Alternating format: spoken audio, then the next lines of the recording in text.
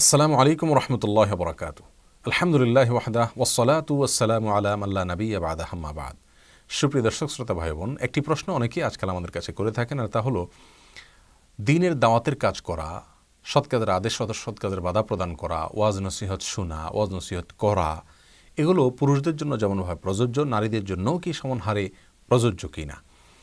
আজকাল আমরা অনেকেই একটা বিষয় খেয়াল করেছি, তা হলো বিভিন্ন ওয়াজের মাহফিলে পুরুষদের ওয়াজ শোনার পাশাপাশি মেয়েদের জন্য ওয়াজ শোনার ব্যবস্থা করা হয়ে থাকে। প্রজেক্টর ইত্যাদির মাধ্যমে তাদেরকে ওয়াজ শোনার জন্য সুযোগ করে দেওয়া হয়ে থাকে। এবং সেই সাথে অনেক মহল্লা দেখা যায় যে কোনো একটা নির্দিষ্ট জায়গা, নির্দিষ্ট বাড়িতে মহিলারা একত্রিত হন, সেখানে অন্য কোনো মহিলা তাদেরকে নিজেদেরকে দিন শিক্ষা দিয়ে থাকেন, কোরআন শিক্ষা দিয়ে থাকেন, এবং মহিলারা নিজেদের ভিতরে দাওয়াতি কাজ করে থাকেন। কোনো কোনো ক্ষেত্রে দেখা যায় যে নিজের পার্শ্ববর্তী এলাকা বা দূরবর্তী কোনো এলাকায় গিয়েও তারা মহিলারা বিভিন্ন এলাকা থেকে একত্রিত হয়ে জড়ো হয়ে তারা দিন শিক্ষা করে থাকেন, নিজেদের ভিতরে দিনই আলোচনা করে থাকেন। এগুলোকে ইসলাম কিভাবে দেখে, এ বিষয়ে আলোচনা করতে গিয়ে প্রথমে যে হাদিসটি উল্লেখ করতে চাই তা হলো নবী সাল্লাল্লাহু আলাইহি ওয়াসাল্লাম ইরশাদ করেছেন, আন-নিসাউ শাকায়েকুর রিজাল।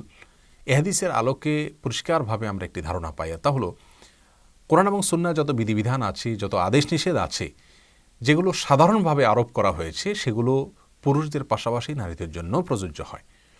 দিন শিক্ষা করাটা এরকম একটি বিষয়। ইবনে মাজাহ হাদিসে আসছে, নবী সাল্লাল্লাহু আলাইহি ওয়াসাল্লাম ইরশাদ করেছেন, তলাবুল ইলমি ফারিদাতুন আলা কুল্লি মুসলিম। ইলম শিক্ষা করা প্রত্যেক মুসলিমের জন্য ফরজ। অতএব পুরুষের জন্য যেরকম ইলম শিক্ষা করা ফরজ, নারীর জন্য ইলম শিক্ষা করা ফরজ। বরং নবী সাল্লাল্লাহু আলাইহি সাল্লাম পুরুষদেরকে কৃতদাসীকে দিন শিক্ষা দেওয়ার ব্যাপারে বা সাধারণ শিক্ষা দেওয়ার ব্যাপারে উৎসাহিত করেছেন। এবং তিনি বলেছেন, যে ব্যক্তি কোনো নিজের কৃতদাসীকে সুন্দর করে আদব শিক্ষা দেয় এবং সাধারণভাবে শিক্ষা দেয়, তালিম দেয়, এবং সেই সাথে আরও কিছু কাজ করে, আল্লাহ সুবহানাহু ওয়া তাআলা তাকে ডাবল সওয়াব দান করবেন। তাহলে হাদিস থেকে আমরা জানতে পারছি যে একজন কৃতদাসীকে পর্যন্ত শিক্ষাদানের গুরুত্ব নবী সাল্লাল্লাহু আলাইহি ওয়াসাল্লাম উল্লেখ করেছেন। তাহলে সাধারণ মহিলাদেরকে শিক্ষা দেওয়ার গুরুত্ব কত বেশি। এখান থেকে আমরা যে বিষয়টা পেলাম তার আলোকে বলতে পারি, দাওয়াতের কাজ, সৎ কাজের আদেশ, অসৎ কাজের বাধা প্রদান, সেখানেও যেহেতু আলাদা করে পুরুষদের জন্য নির্দিষ্ট করে বলে দেওয়া হয়নি কোথাও, বিধায় সেটাও পুরুষদের পাশাপাশি নারীদের জন্য প্রযোজ্য। কথার কথা, নিজের বাসা বাড়িতে নিজের পরিবারের কোনো সদস্য যদি কোনো অন্যায় কাজ করেন, তাহলে তাকে অন্যায় থেকে বাধা প্রদান করা পুরুষের জন্য যেমন প্রযোজ্য, নারীর জন্য ঠিক তেমনিভাবে প্রযোজ্য, তার যতটুকু সামর্থ্য আছে ততটুকু। এখন কথা হলো, নারীরা কিভাবে দিন শিখবেন, এর জন্য পদ্ধতি কি হবে। দুটি পদ্ধতির কথা আমরা শুনলাম, একটি হলো মাহফিলে গিয়ে শোনা, আরেকটি হলো বাসা বাড়িতে নিজেদের মধ্যে মহিলারা দিনের আলোচনা করা, দিন শিক্ষার অ্যারেঞ্জ করা। আমরা কোরআন এবং হাদিসকে যদি ঘাঁটি তাহলে দেখতে পাই এর দুইটাকেই কোরআন এবং সুন্নাহ সমর্থন করে। অবশ্য নারীরা নারী হওয়ার কারণে তাদের জন্য দাওয়াতের কাজ হোক, সৎ কাজের আদেশ, সৎ কাজের বাধা প্রদান বা শিক্ষা অথবা শিক্ষা দেওয়া করা, এই সবগুলোর জন্য আলাদা কিছু শর্ত তাদের জন্য প্রযোজ্য হবে, যেগুলো আমরা একটু পরে উল্লেখ করছি ইনশাআল্লাহ। এক্ষেত্রে আবু দাউদের একটি বর্ণনা উল্লেখ করতে চাই। নবী সাল্লাল্লাহু আলাইহি ওয়াসাল্লাম শেফা নামে একজন মহিলাকে বলেছিলেন যে, তুমি অমুক মহিলাকে, হাফসাকে কেন রুকিয়া শিক্ষা দিচ্ছ না, ঝাড়ফুঁক শিক্ষা দিচ্ছ না, যেভাবে তাকে তুমি কিতাবা বা লিখতে শিক্ষা দিয়েছ, তুমি তাকে লেখা যেরকম শিখিয়েছ সেরকম রুকিয়া কেন শিখাচ্ছ না। এই হাদিস থেকে পরিষ্কারভাবে আমরা বুঝতে পারলাম নবী সাল্লাল্লাহু আলাইহি ওয়াসাল্লাম একজন মহিলাকে অন্য মহিলাকে শিক্ষা দেওয়ার জন্য গুরুত্ব আরোপ করছেন, অনুপ্রাণিত করছেন। এখান থেকে বোঝা গেল, কোনো মহিলা যদি অন্য মহিলাদেরকে দিনী শিক্ষা দেন শরীয়তের অন্য সাধারণ সমস্ত শর্তগুলোকে খেয়াল করে, তাহলে সেক্ষেত্রে এটা জায়েজ আছে মৌলিকভাবে। সেই সাথে বুখারীর একটি অধ্যায় ইমাম বুখারী রাহিমাহুল্লাহ রচনা করেছেন তার সহিহ বুখারীতে, যে অধ্যায়ের শিরোনাম নাম দিয়েছেন এরকম যে মহিলাদের জন্য দিন শিক্ষার জন্য একটি দিন নির্ধারণ করা প্রসঙ্গে। এবং এর অধীনে তিনি যে হাদিস উল্লেখ করেছেন, সেই হাদিসে পরিষ্কারভাবে বলা আছে যে মহিলা সাহাবীরা একবার নবী সাল্লাল্লাহু আলাইহি ওয়াসাল্লামকে বলেছেন, ইয়া রাসূলুল্লাহ, গালাবানা আলাইকার রিজাল, পুরুষেরা আমাদের সমাজে তারা আপনার উপরে প্রাধান্য বিস্তার করে রেখেছে আমাদের বিপরীতে, অর্থাৎ তারা আপনাকে সবসময় পায়, আপনাকে সবসময় ঘিরে ধরে রাখে, আমরা সুযোগ পাই না, অথবা আমাদের জন্য একটা দিন নির্ধারণ করে দিন। তখন নবী সাল্লাল্লাহু আলাইহি ওয়াসাল্লাম বলেছেন, মাওয়াইদুকুন্না বাইতু ফুলানা, অমুকের ঘর, অমুকের দিন, এই দিনে তোমাদের সাথে আমি সেখানে একত্রিত হব, তোমাদেরকে দিন শিক্ষা দেব। এবং সেখানে তিনি মেয়েদের জন্য একটা দিন ধার্য করেছেন তাদেরকে দিন শিক্ষা দেওয়ার জন্য। এখান থেকে বোঝা গেল, মেয়েরা যদি একত্রিত হয় দিন শিক্ষার জন্য, ফিতনা মুক্ত হয়, অন্যান্য শর্তগুলো পাওয়া যায়, তাহলে সেক্ষেত্রে তারা পুরুষের কাছ থেকেও দিন শিক্ষা করতে পারবে। ফিতনা মুক্ত হলে, আশঙ্কা মুক্ত হলে এবং অন্য সকল শর্ত পাওয়া গেলে পুরুষের কাছ থেকেও নারীরা দিন শিক্ষা করতে পারবে। এ হলো মৌলিক কথা। এরপরে আসি, যে সমস্ত শর্তগুলো এক্ষেত্রে প্রযোজ্য হবে তার ভিতরে প্রথম শর্ত হলো, যদি সফরের দূরত্বে তারা যান তাহলে সেক্ষেত্রে একজন পুরুষ মাহরাম থাকতে হবে। কারণ নবী সাল্লাল্লাহু আলাইহি ওয়াসাল্লাম পরিষ্কারভাবে নিষেধ করেছেন, লা তুসাফিল মারআতু ইল্লা মা যি মাহরামিন, কোনো মাহরাম সঙ্গে না থাকলে মহিলাদের জন্য সফর করা জায়েজ নয়। বিধায় সফরের দূরত্বে যেতে হলে পুরুষ মাহরাম তার সঙ্গে অবশ্যই থাকতে হবে।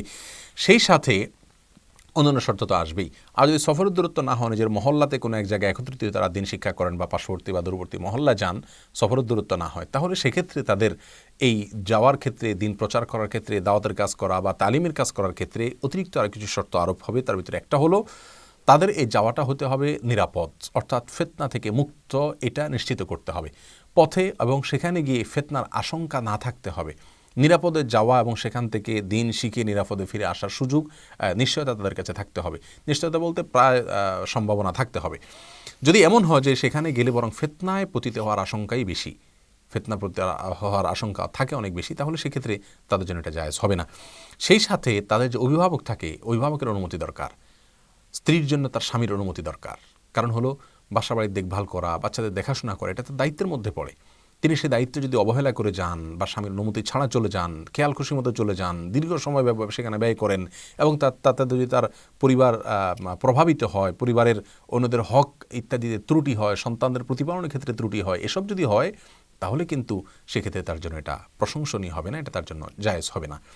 কারণ দিন শিক্ষা করা ফরজ, ঠিক আছে, কিন্তু এই ফরজ ইলম শেখার জন্য বাসা থেকে বের হওয়া কিন্তু জরুরি নয়। আজকাল বিশেষ করে বাসায় বসে দিন শিক্ষা করার বহু সুযোগ রয়েছে। বিধায় তারা দিন শিক্ষা করা বা ইসলাম প্রচার করার জন্য যদি বাহিরে যেতে চান এবং অনুমতি সাপেক্ষে যান, ফিতনা মুক্ত পরিবেশে যান এবং অন্যান্য শর্তগুলো পাওয়া যায়, পর্দার সাথে যান, সেখানে গিয়ে তাদের পর্দা নিশ্চিত হবে, পর্দা লঙ্ঘন হবে না, কোনো প্রকার ফিতনার দুয়ার খুলবে না, এই বিষয়গুলো যদি নিশ্চিত হয় তাহলে ইনশাআল্লাহ দাওয়াতের কাজ করা, ইসলাম প্রচারের কাজ করা, সৎ কাজের আদেশ, সৎ কাজের বাধা প্রদান করা, এগুলো তাদের মধ্যেও করা জায়েজ আছে। বিশেষ করে আজকের এই যুগে এবং সকল যুগেই মেয়েদেরকে যদি দিনের পথে আনা যায় তাহলে একটি পরিবার বরং একটি সমাজ পরিবর্তন হয়ে যায়।